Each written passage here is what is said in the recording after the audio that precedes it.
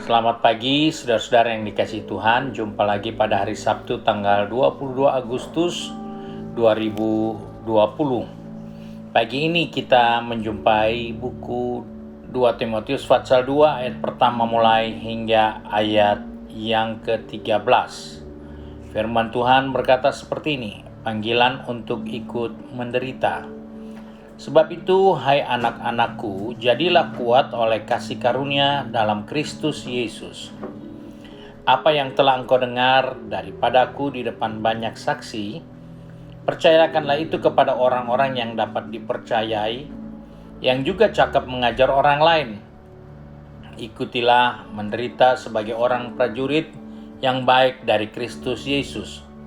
Seorang prajurit yang sedang berjuang tidak memusingkan dirinya dengan soal-soal penghidupannya, supaya dengan demikian ia berkenan kepada komandannya. Seorang olahragawan hanya dapat memperoleh mahkota sebagai juara apabila ia bertanding menurut peraturan-peraturan olahraga. Seorang petani akan bekerja keras, haruslah yang pertama menikmati hasil usahanya. Perhatikanlah apa yang kukatakan, Tuhan akan memberi kepadamu pengertian dalam segala sesuatu. Ingatlah ini, Yesus Kristus yang telah bangkit dari antara orang mati, yang telah dilahirkan sebagai keturunan Daud, itulah yang kuberitakan dalam Injilku. Karena pemberitaan Injil inilah aku menderita, malah dibelenggu seperti seorang penjahat. Tapi firman Allah tidak pernah terbelenggu. Karena itu, aku sabar menanggung semuanya itu bagi orang-orang pilihan Allah, supaya mereka juga dapat keselamatan dalam Kristus Yesus dengan kemuliaan yang kekal. Benarlah perkataan ini, jika kita mati dengan Dia, kita pun akan hidup dengan Dia. Dan jika kita bertekun, kita pun akan ikut memerintah dengan Dia. Jika kita menyangkal Dia, Dia pun akan menyangkal kita. Jika kita tidak setia, Dia tetap setia, karena Dia tidak dapat menyangkal dirinya. Puji Tuhan, firman Tuhan mengingatkan kepada saya dan saudara bahwa sebagai orang percaya, kita diingatkan supaya kita tetap menjadi orang percaya yang kuat. Kita hidup di dunia ini, kita diingatkan untuk kuat. Nah, kenapa kita harus diingatkan supaya kita kuat? Karena kita tidak bisa menghindar dari keadaan yang ada di depan kita, bahwa kita harus bergumul, bahwa kita harus menghadapi tantangan, bahwa kita harus menghadapi semua penderitaan dan cobaan dalam hidup ini. Sebab itu Alkitab katakan kita harus kuat di dalam Kristus. Hal ini penting karena Rasul Paulus tahu, Timotius perlu tahu tentang keadaan yang ada, bahwa dunia ini tempat kita akan bergumul, tempat kita akan menghadapi setiap rintangan dan masalah. Langkah yang kedua, kita melihat bahwa Rasul Paulus menasihatkan dalam ayat yang ketiga tadi, supaya mereka siap menderita. Sebagai seorang prajurit yang baik, dia harus bisa berjuang begitu rupa tanpa memperhatikan kepentingan dirinya. Karena itulah Paulus katakan kita harus siap rela menghadapi segala keadaan yang ada dalam hidup ini.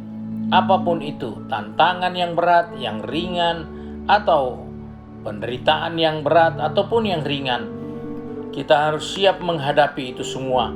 Karena Paulus sudah katakan, ikutlah menderita sebagai seorang prajurit yang baik dari Kristus Yesus. Nah, hal yang berikut diingatkan supaya kita siapkan diri kita setiap hari dalam apa yang kita akan hadapi. Dikatakan dalam ayat 8 sampai ayat 9, ingatlah ini, Yesus Kristus telah bangkit dari antara orang mati, yang telah dilahirkan sebagai keturunan Daud, itulah yang kuberitakan dalam Injilku. Karena pemberitaan Injil inilah aku menderita, malah dibelenggu seperti seorang penjahat, tetapi firman Allah tidak terbelenggu. Di situ Paulus mengingatkan kepada saya dan saudara supaya kita tahu bahwa kita harus siap selalu dengan iman kita, bahwa berita firman Tuhan harus disampaikan.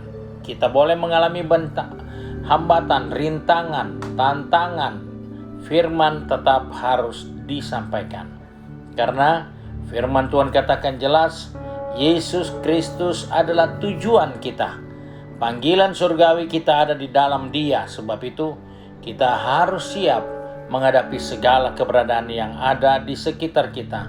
Dan yang terakhir, bahwa kita harus melakukan selalu hal-hal yang baik yang Allah akan lakukan melalui kehidupan kita. Karena itu adalah bagian yang kita harus kerjakan sebagai orang percaya. Sebab itu dikatakan, jika kita mati dengan Dia, kita pun akan hidup dengan Dia.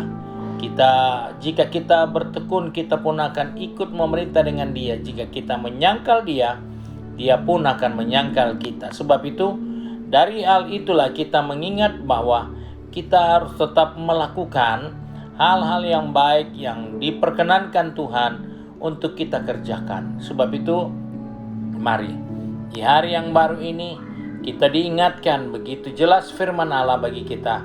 Kita perlu kuat, kita perlu fokus, kita perlu tetap mengerjakan tugas kita dan tanggung jawab kita dengan baik dan benar. Mari kita satu di dalam doa. Tak putus-putusnya kami datang kepada Bapa di surga dengan mengucap syukur. Karena oleh kasih setia Tuhan dan kemurahan Tuhan kami ada sampai saat ini. Di tengah-tengah pandemi COVID-19 kami ada dalam keadaan sehat. Kami percaya ini karena Tuhan yang mengasihi kami. Sebab itu Bapa, seluruh kegiatan kami sepanjang hari yang ada di depan kami serahkan dalam tangan-Mu. Pegang tangan kami, atur langkah kaki kami, supaya baik yang pergi bekerja, yang pergi berbisnis, maupun yang akan mengikuti studi pendidikan, dan juga yang tinggal di rumah, kami semua boleh mengerti apa yang menjadi tujuan dan kehendak Tuhan dalam setiap kehidupan kami. Biarlah kami tetap kuat, kami tetap setia kepada tujuan panggilan surgawi, sehingga tanggung jawab kami dapat lakukan dengan baik dan benar. Terima kasih Bapa untuk kehadiran-Mu sepanjang hari ini, dengan berkat jasmani terlebih berkat rohani. Biarlah Bapa di surga dipermuliakan. Terima kasih Bapa. Kami bersyukur, kami berdoa di dalam nama Tuhan Yesus Kristus Juru Selamat kami, majikan kami yang baik dan setia. Haleluya. Amin. Puji Tuhan. Ibu Bapak, saudara-saudara, hari ini kami ingatkan kepada anak-anak muda, yaitu pemuda, mahasiswa dan remaja. Hari ini adalah saat untuk pemuda, mahasiswa dan remaja kita berbakti. Saudara dapat mengikuti ibadah pada jam 6 sore di YouTube channel maupun di Facebook page GPD Bethesda Makassar. Dan besok kita jumpa lagi dalam ibadah hari Minggu mulai pada jam 8 pagi di YouTube channel maupun di Facebook page serta Instagram GPD Bethesda.